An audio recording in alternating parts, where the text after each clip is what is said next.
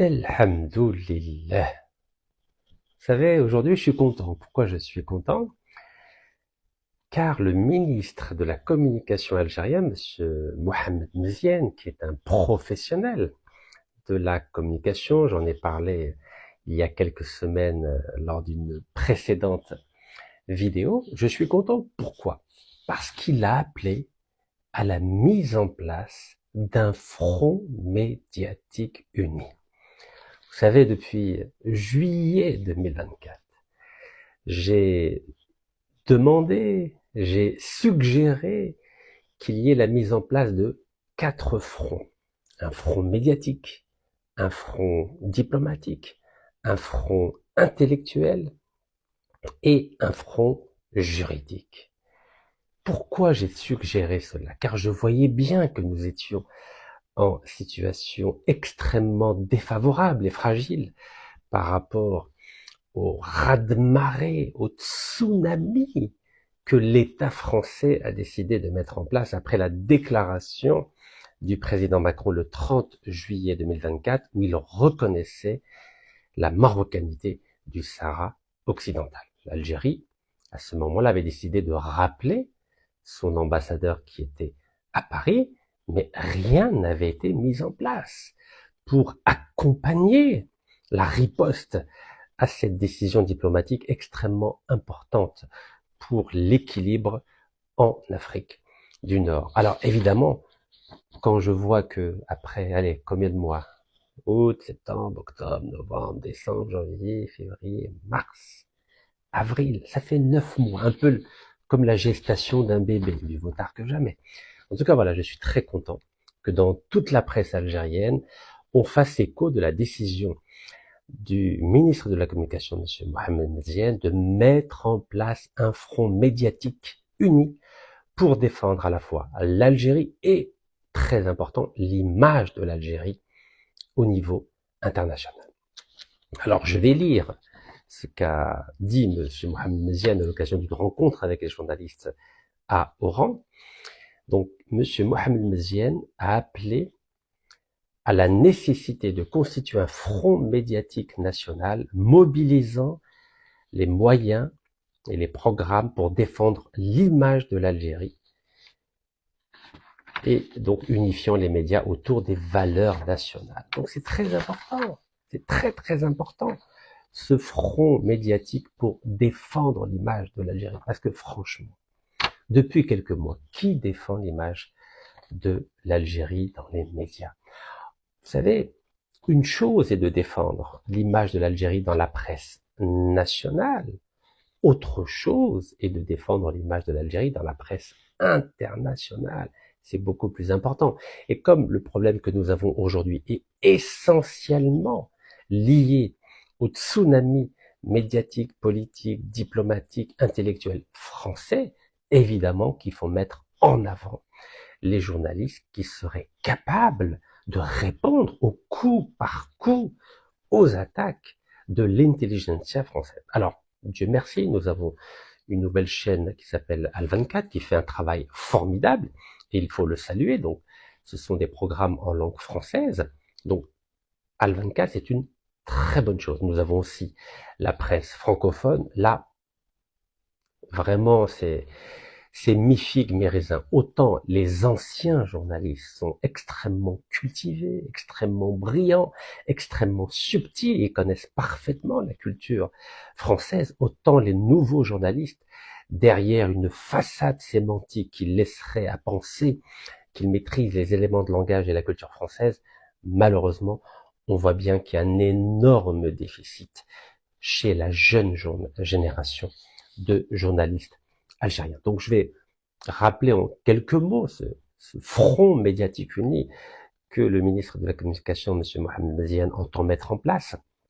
Donc il serait axé sur des mécanismes de formation, donc au travers d'un programme de formation afin que les journalistes puissent acquérir des compétences professionnelles.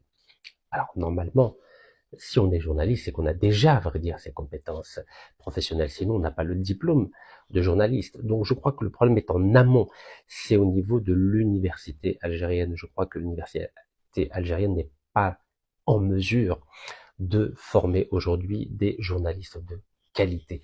Vous savez que en France, par exemple, le métier de journaliste ne s'apprend pas à l'université. Il s'apprend dans des instituts spécialisés. Il y a des instituts à Paris, à Lille, à Tours. C'est vraiment un programme spécifique. Ça ne peut pas se faire dans le cadre de l'université où les cours, les formations qui sont dispensées sont beaucoup trop généraux, alors que là, il faut vraiment du particulier, il faut du spécifique, il faut du professionnel. Et le professionnel n'est pas dans le général, c'est dans le particulier. Donc l'idée, c'était d'organiser donc une session de formation pour 100 journalistes.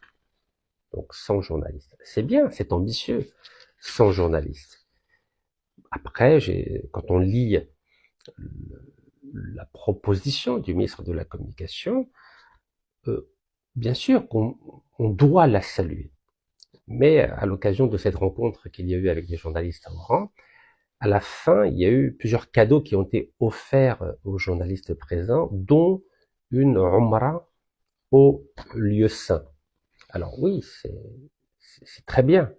C'est très bien d'offrir à des journalistes une Umrah au lieu saint, c'est une démarche spirituelle, mais je pense que ce cadeau spirituel doit aussi et surtout être accompagné d'une solide formation en culture générale, qui est vraiment le maillon faible de la nouvelle génération de journalistes algériens, et de stages dans des grandes rédactions francophones, anglophones, hispanophones, par exemple dans les grandes agences de presse internationales, par exemple l'association, donc Associated Press américaine, Reuters l'anglaise, l'AFP française, et pourquoi pas l'agence TASS russe, mais aussi dans les grands journaux, dans les grands magazines, par exemple le New York Times ou le Washington Post américain, The Guardian en Angleterre, El País en Espagne, ou Corriere della Sera en Italie. Bref, je crois que ce front médiatique algérien que le ministre de la Communication, M. Mohamed Meziane, appelle de ses voeux, doit avoir une ambition beaucoup plus grande, car vous connaissez les journalistes français, que ce soit de la presse écrite, à la radio ou à la télévision, il y a quand même un certain niveau, même s'il a baissé depuis Jean Daniel ou El Kabash ou Alain Duhamel, il y a quand même c'est vraiment un niveau au-dessus de cette nouvelle génération de journalistes algériens qui, on est loin des Tahar Djaoud, on est loin. Vous savez, j'ai pas envie de dénigrer, j'essaie d'être constructif à la lumière de ce front médiatique qu'appelle de ses voeux le ministre des Communications, Mohamed Meziane. Alors, on va citer un exemple. Vous savez qu'il faut toujours citer des exemples pour comprendre un peu les efforts qu'il faudrait mettre en place pour être au niveau. Je prends un exemple, l'article paru le 7 avril dans le journal électronique Algérie 360. Voilà. Vous voyez le titre? Le titre, c'est 25 ans de pétrole algérien offert à la France, pour l'interrogation, la vérité sur l'accord total qui fait débat. Donc quand on voit un titre comme ça, une journaliste qui s'appelle Linda A, apparemment elle n'a pas mis son nom. Bon, c'est dommage, hein, vous savez, quand on est une grande plume, normalement il faut assumer. Donc, quelle est la nature de cet article? L'homme d'affaires algérien Rachid Nekaz, invité récemment sur Sud Radio, a jeté un pavé dans la mare. Selon ses déclarations, le groupe pétrolier français Total bénéficierait de 25 années de pétrole et de gaz gratuits en Algérie, fruit d'un supposé deal léonin imposé à l'État. Alors, léonin, c'est joli, hein. Léonin, ça veut dire généreux, gentil, imposé à l'État. En clair, supposé, elle utilise le mot supposé, en gros, pour dire que finalement c'est faux, ce que je raconte, c'est des sottises. Et elle ajoute une accusation lourde de sens à l'heure où les hydrocarbures, c'est-à-dire pétrole et gaz, demeurent le poumon économique du pays. Mais que disent réellement les faits? Bon, ça c'est intelligent comme démarche, c'est bien introduit. Loin des polémiques, ce contrat repose sur une réalité bien plus complexe, encadrée par une législation précise et dictée par les règles impitoyables du marché énergétique mondial. Donc quand on dit ça, on a l'impression que ça va être étayé par des faits, par des lois, par des experts. Eh bien non. Que dit Algérie 360? Algérie 360 reprend un expert qui s'est exprimé, un expert français qui s'est exprimé dans un quotidien français qui s'appelle 20 minutes et qui, à vrai dire, répondait à une question d'un journaliste qui m'avait contacté mais qui au dernier moment a changé d'avis quand je lui ai envoyé tous les articles qui prouvaient ce que je disais. Et la question que ce journaliste français a posée à cet expert français, c'était: est-ce que c'est vrai que l'Algérie offre du pétrole et du gaz gratuit? Évidemment, n'importe quel expert dira évidemment que non. Le journaliste en question a oublié de dire qu'il s'agissait de gisements qui sont déjà en exploitation et que l'Algérie était obligée de reconduire l'exploitation pendant 25 ans. Suite à quoi? Suite à un arbitrage international. C'est-à-dire que Total et Repsol espagnol avaient menacé l'Algérie d'un arbitrage international. Bon, évidemment, Algérie 360 n'en parle pas. Mais oui, c'est ça être professionnel en journalisme. C'est pas simplement recopier ce qu'il y a dans la presse française, c'est faire une enquête. Donc Algérie 360, donc la presse algérienne a oublié de parler que Total avait mis en place une procédure d'arbitrage contre Total.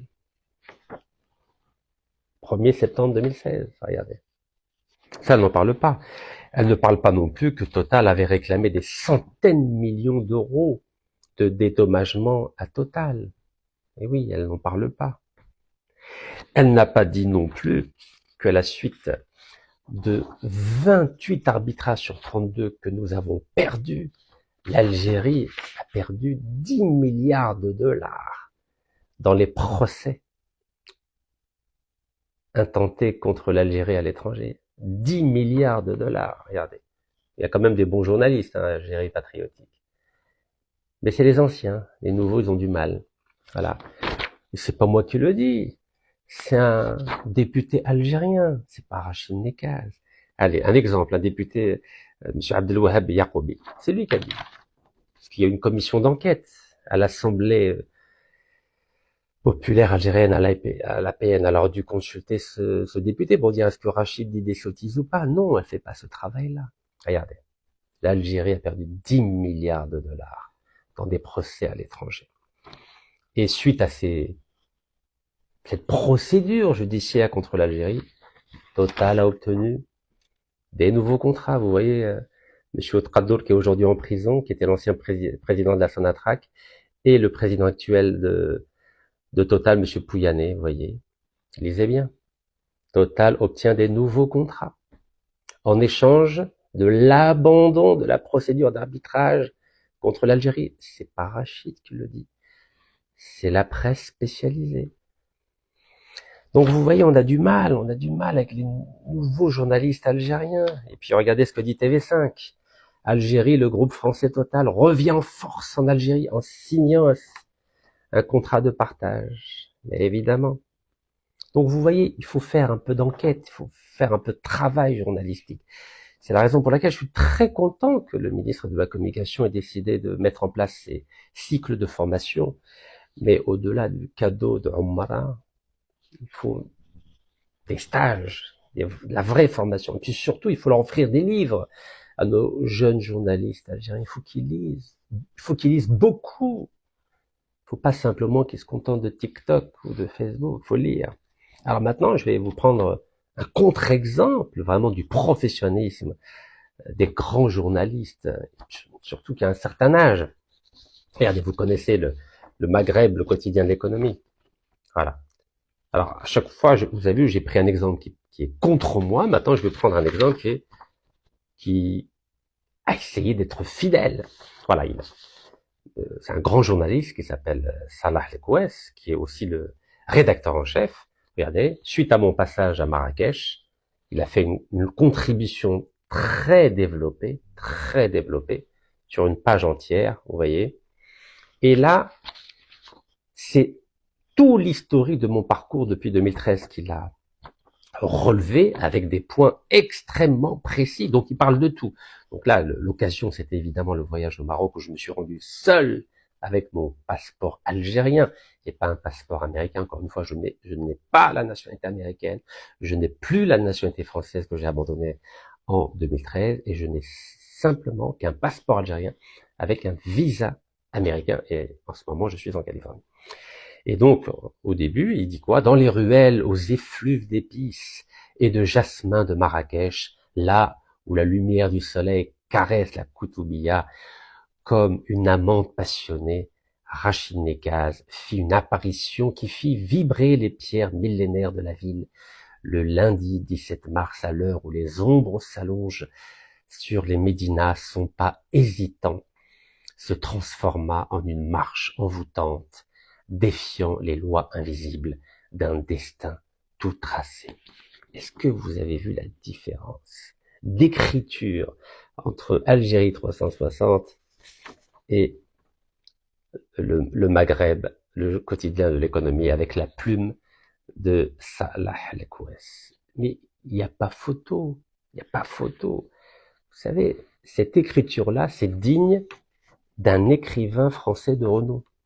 C'est l'ancienne école où les journalistes français savaient maîtriser la langue de Molière et de Voltaire. Vous savez, quand vous lisez ce type d'article, vous vous dites, alhamdoulilah, il y a quand même de l'excellence, il y a de la finesse, il y a de la culture, il y a du style. Et alhamdoulilah. Donc vous voyez, il y a, comment dirais-je, en français, on va dire châtié, on dirait qu'il y a une perte en ligne entre cette nouvelle génération de journalistes algériens qui, derrière une maîtrise, on va dire, technique de la langue française, se cache une absence de culture générale, une absence de style, une absence de mise en perspective et tout simplement une absence de professionnalisme. Quand on voit Algérie 360 et quand on voit le journal Maghreb avec la plume de Salah Lekouès, c'est un peu comme la différence qu'il y a entre les diplomates qui gèrent les dossiers France, les dossiers Sahara, les dossiers Afrique et les dossiers Sonatrach, et les anciens diplomates comme Feu Mohamed Siddiq Ben Yahya. Il y a un décalage énorme. Mais quand je vous dis énorme, c'est vraiment énorme. Donc oui, je salue l'ambition du ministre de la Communication, M. Mohamed Maziane, d'essayer de consolider un peu la formation des journalistes algériens. Mais je crois que le cadeau d'un voyage marin, je crois que ça sera, il faut le donner après, pas au début.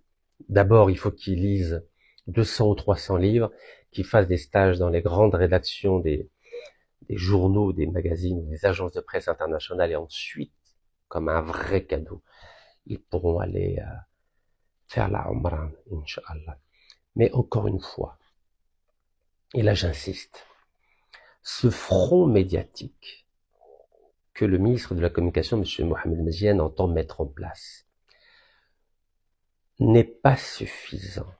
Il doit absolument être accompagné de 3 autres fronts. Le front intellectuel. Il faut mettre en avant les intellectuels algériens pour répondre aux attaques des Français. Le front diplomatique. Il faut que nos diplomates s'expriment eu égard à la crise qui est en train d'avoir lieu entre Paris et Alger et qui s'éternise. Je vous rappelle qu'on n'a plus d'ambassadeur à Paris. Et il faut évidemment un front juridique. Vous avez vu que nous avons un diplomate qui est incarcéré en France. Donc il nous faut mettre en avant des intellectuels, des journalistes, des avocats, des juristes et des diplomates. C'est à la condition de mettre en place ces 4 fronts que nous pourrons résister et contre-attaquer eu égard à ce tsunami qui se déverse contre notre pays depuis de si longs mois. Et pour cela, il faudrait que les 4 ministères concernés puissent se retrouver et mettre en place une véritable stratégie. Le ministère de la Communication, le ministère de la Culture, le ministère de la Justice et évidemment le ministère des Affaires étrangères. Voici ce que je préconise. J'espère que ce message, s'il est lu en haut lieu, pourra trouver un écho favorable. En tout cas, je salue la mise en place de ce front médiatique et j'espère qu'il aura une ambition beaucoup plus importante que celle qui a été affichée à Oran ces derniers jours. Barakallahu fikum, tahiyya al-Jazair, wallah yarham shuhada.